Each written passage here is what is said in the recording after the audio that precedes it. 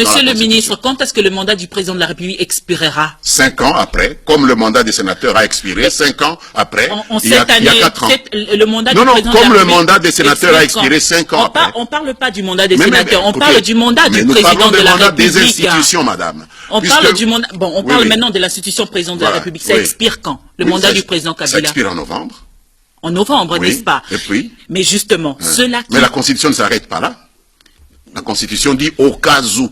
Au cas où quoi? Allez-y. Où il n'y a pas eu un autre président élu, le mandat du président continue à courir. C'est ce que la Constitution dit. Pourquoi vous coupez la Constitution? C'est ce que la Constitution Pourquoi dit. vous saucissonnez la Constitution? La Constitution ne dit pas, la Constitution ne dit-elle pas que le président de la République reste en fonction pendant son mandat, en reste attendant... en fonction jusqu'à l'installation du président de la République, du nouveau président élu. C'est ça que la Cour a rappelé. Vous avez un nouveau président élu? Quel est-il? Donnez-le-moi. Donnez-moi son nom. Mais justement, Lambert Mende, votre logique... Quand il y aura un président de la République élu, votre question aura un sens.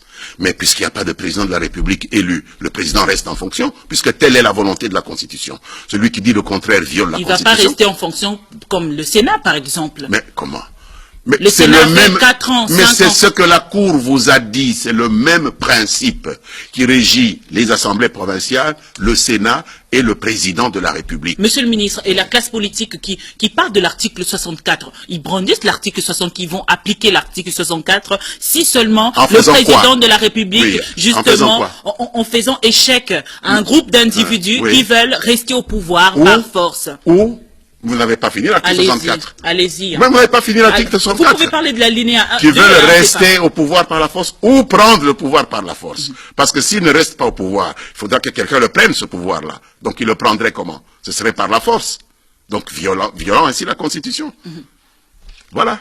Monsieur le ministre. Donc, lisez la Constitution dans son ensemble. Ne saucissonnez pas. Autrement, le raisonnement est biaisé.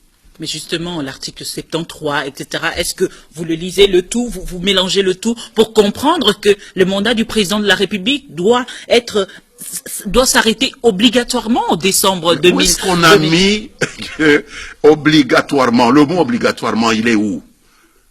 La Constitution, c'est comme de l'arithmétique. Quand on parle de celui qui doit convoquer le corps électoral 90 jours avant. Donnez-moi la place où on a mis obligatoirement. Monsieur le ministre, non, excusez-moi, quand on parle de la convocation du corps électoral, vous parlez d'une Constitution avant, que vous n'avez manifestement, madame, vous n'avez pas lu cet article. Parce qu'il n'est pas mis obligatoirement. Non, il n'y a pas le mot obligatoire. Merci. Mais si, dès lors qu'on parle de 90 jours avant. Vous êtes déjà dans les si. Et ce si-là a déjà été réglé. Jusqu'à l'installation du nouveau président élu. Donc le président reste en fonction. C'est ça que la Constitution dit et que la Cour constitutionnelle a rappelé.